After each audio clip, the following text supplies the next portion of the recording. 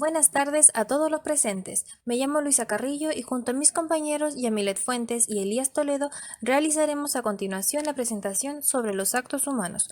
Comenzaremos introduciéndonos al tema. Como objetivo principal comprenderemos y entenderemos tal concepto.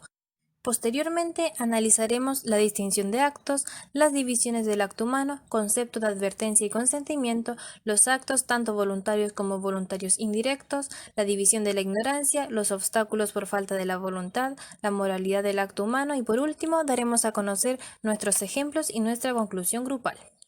Primero que nada, ¿qué son los actos humanos? ¿Tienen alguna idea de lo que puede significar? Si pensaron en las palabras acción, acciones voluntarias y o conscientes, están en lo correcto porque los actos humanos tienen como significado la acción del hombre, que proviene de forma voluntaria y se pudiera decir que de manera intencional después de haberlo pensado. Estos actos son empleados para lograr un fin, son considerados como reflexión del hombre, es decir, lo que el ser humano puede realizar a través de su conocimiento o voluntad. En este proceso actúa lo que conocemos como entendimiento. ¿Y qué es el entendimiento? Es cuando se conoce la existencia y también procede la voluntad, que se encarga de buscar o rechazar. En estos casos, el ser humano es responsable de las acciones u obras que realicen precisamente en el acto humano. Es en donde puede emitirse un juicio sobre la bondad o maldad de los actos morales. Cabe destacar que el ser humano se distingue sobre otras especies por poseer inteligencia y voluntad por la cual puede tomar sus propias decisiones. Existen distintos tipos de actos que un individuo puede realizar, los que son conocidos como meramente natural y los actos del hombre. Los actos meramente naturales son los que provienen de las potencias vegetativas y sensitivas, es decir, los que el hombre no tiene control absoluto sobre ellas y son bastante habituales a los animales, como por ejemplo la circulación de la sangre y la nutrición. Son actos que se producen de manera natural. Los actos meramente del hombre son aquellos que, como bien dice la palabra, provienen del hombre, pero estos actos son con falta de advertencia. Como por ejemplo, tenemos a los niños sin uso de razón y a los locos. El ser humano cuenta con una conciencia, que es como la voz interna la cual nos dice si tal acto es bueno o malo, pero aún así la conciencia toma como bueno y o malo lo que en algún momento hemos leído, escuchado o visto en nuestra vida. Para que se entienda mejor, como ejemplo tenemos que desde pequeños hemos escuchado que matar es malo, por lo tanto nuestra conciencia nos señalará que realizar tal acto es malo. Pero quizás un niño perteneciente a una familia de traficantes, matar a su enemigo no es tan malo, por lo que su conciencia le dictará que si tiene la oportunidad de asesinar a su enemigo, lo realice viendo este acto como bueno. La división de los actos humanos tiene una gran relación con la moralidad. El acto humano puede ser bueno o lícito, malo o ilícito y por último, indiferente. Bueno o ilícito tiene que ver con que los actos deben estar en conforme con la ley moral. Como ejemplo tenemos el acto de dar limosna. Malo o ilícito viene siendo lo que no está permitido por la ley, como por ejemplo mentir y robar. Indiferente es cuando ni le es contrario ni conforme. Para entender esta división, tenemos como ejemplo cuando una persona ve que un sujeto le está robando la billetera a una mujer y éste no hace nada para evitar tal robo. Sabe que robar es malo, pero aún así no hace nada, queda indiferente ante la situación. Estas divisiones son bien importantes, pero también debemos señalar que estas facultades son las que lo perfeccionan. El acto puede ser interno y externo. Interno, realizado a través de aptitudes naturales, físicas o morales, como por ejemplo el recuerdo de una acción pasada o el deseo de algo futuro. Externo, ocurre cuando intervienen los órganos y los sentidos del cuerpo, ejemplo, comer y leer. ¿Qué implica tener advertencia y consentimiento? El advertir es un hecho de tener la atención sobre algo, se puede definir como un consejo o prevención. Para las acciones del ser humano se necesita precisamente de la advertencia. Esto quiere decir que si una persona actúa distraído y no hace advertencia de ninguna manera, no ejecuta el acto humano, eso sí, el acto no tiene que ser necesario que sea advertido para que pueda ser juzgado moralmente. Ejemplo, estar sentada a la mesa y tener un gas. La advertencia será que no podrá dejar escapar tal gas, ya que está en la mesa y moralmente este acto no debe hacerlo. El consentimiento. Consciente, permite o acepta algún acto que lleva buscando con ello algún fin. Los actos voluntarios del hombre. La voluntad es cuando hacemos lo que de verdad pretendemos. No nos sentimos obligados a realizar un acto, pero esto trae consigo que una vez realizado el acto, somos responsables de lo que hicimos. Existen dos cosas primordiales que pueden impedir que nuestros actos sean voluntarios. La primera es que vivamos en la ignorancia y la segunda son los actos involuntarios, aquellos que el hombre no puede impedirlos, como por ejemplo aquellos actos que realizamos durante el sueño, la demencia o durante distracciones. Estos actos son involuntarios y no componen la conducta humana y por esto no son conocidos moralistas.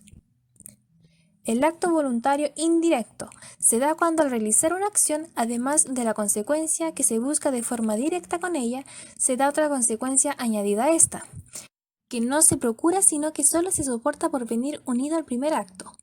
El acto voluntario indirecto es muy distinto al de doble sentido, ya que este último tiene como objetivo el bien propio. Para entender el acto voluntario indirecto, tenemos el ejemplo de cuando un doctor, para salvarle la vida a un hombre, le debe amputar una mano sabiendo que el hombre es pianista. Este tipo de acciones, en donde se consigue una doble consecuencia, a la buena la llamamos acto voluntario directo y a la mala la llamaremos acto voluntario indirecto. Se debe estudiar su efecto para que sean lícitas y para esto es necesario que se expliquen determinadas condiciones. Número 1. Que la acción sea buena en sí misma o al menos indiferente, es decir, no se debe realizar algo negativo para lograr resultados positivos. Número 2. El mal sea una consecuencia necesaria, es decir, que el efecto inmediato o primero que se produce sea el bueno y el malo sea solo su consecuencia necesaria. Número 3. Acción con un buen fin, es decir, que se ejecuten buenos actos y la mala consecuencia solo se tolera por ser imposible separarlo del bueno, con disgusto o desagrado. Número 4. Que exista una consecuencia proporcionada, que haya un motivo proporcionado para permitir la consecuencia mala. Lo malo es malo, aun cuando vaya de la mano con un acto bueno. Por eso, en este caso, debe ser un motivo proporcionado, algo específico. ¿Qué es el impedimento del acto humano? Son las causas que de alguna forma pueden modificar las acciones humanas en que ya definimos como voluntad o a su advertencia, y por ende su relación con la moralidad. Estas causas afectan a los elementos cognoscitivos del acto humano, que es la advertencia, y a los elementos volitivos, el consentimiento. ¿Qué significa ignorancia? Es la falta de conocimientos necesarios.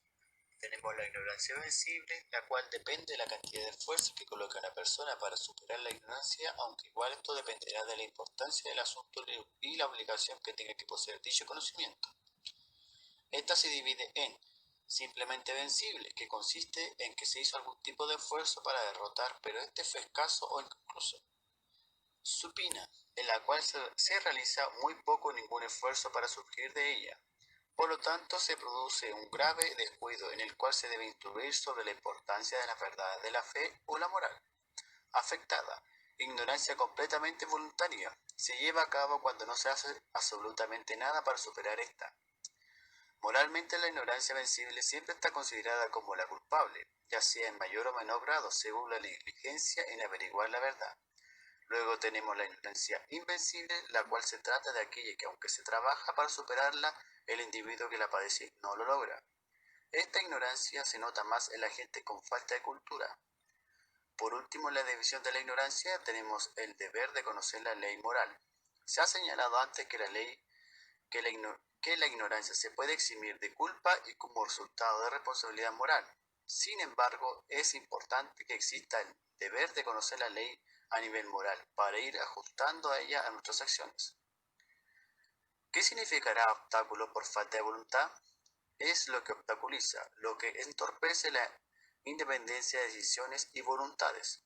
En primer lugar tenemos el miedo, el cual es una emoción determinada por una intensa e inminente sensación desagradable estimulada por la percepción de un peligro, real o supuesto, en el presente, futuro o en el pasado. Por tener miedo a que pueda suceder algo malo o que el resultado sea negativo. Muchas veces esta emoción obstaculiza lo que realmente queremos hacer, quitándonos así nuestra independencia de voluntad. En segundo lugar tenemos las pasiones. Esta es asociada a los sentimientos más profundos que rebasan los límites del dolor físico o psicológico. Las pasiones muchas veces nos obligan o nos instruye a realizar acciones que en el fondo no queremos, como por ejemplo un chico realiza un acto de amor de amor, pero este es vergonzoso. En el fondo no queremos realizar tal acto, pero su pasión es más fuerte, lo cual obliga a no realizar su voluntad. En tercer lugar tenemos a la violencia. Este es un sentimiento que va desde el impulso de un elemento externo que nos lleva a actuar muchas veces en contra de nuestra voluntad. Estos elementos externos pueden ser físicos, como lo son los golpes, o moral, como las promesas y ruegos insistentes de inoportunos con malas intenciones.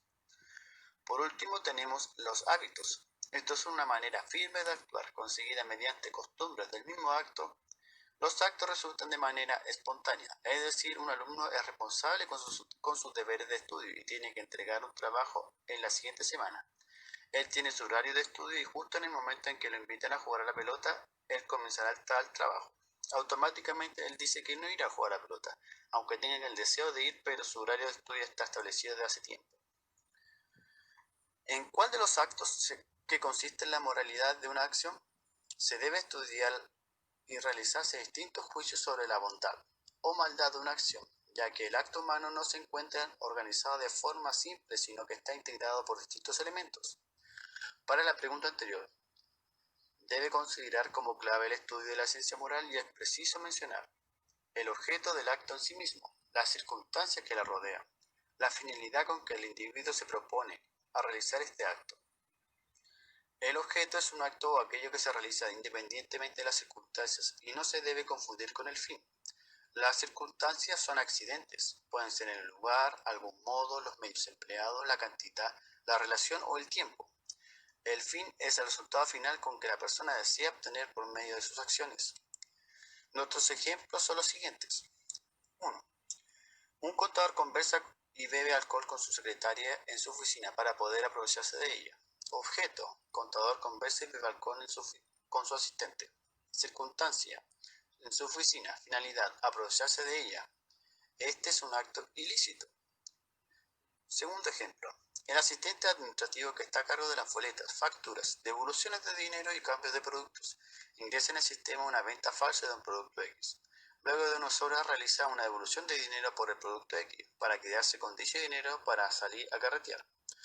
Objeto. Ingresa en el sistema una venta falsa de un producto. Circunstancia. Está a cargo de las boletas, facturas y devoluciones de dinero y cambios de producto.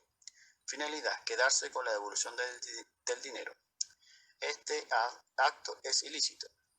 Y tercer ejemplo, en una reunión de trabajo en donde se encuentran todos los ejecutivos, un gerente se equivoca al explicar unos gráficos y su secretaria se incorpora en su explicación de manera adecuada para corregir tal error y así poder ayudar a su jefe. Objeto, la secretaria se incorpora a la explicación.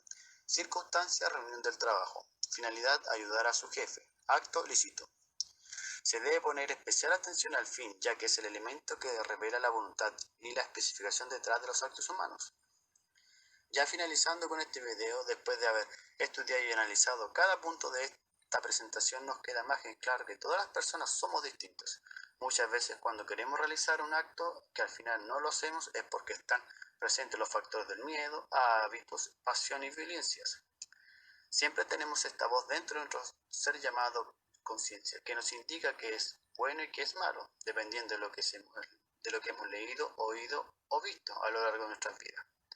Y es increíble cómo la moral puede influir en cada decisión que tomemos día a día, ya que prácticamente hemos crecido junto a ella.